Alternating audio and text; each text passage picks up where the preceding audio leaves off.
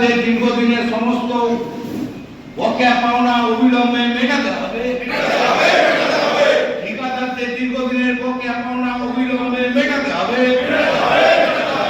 সমস্ত বকেয়া দ্রুত নিষ্পত্তি না হওয়া পর্যন্ত আমরা কোন রকম টেন্ডার প্রক্রিয়া অংশগ্রহণ করছি না, করব না।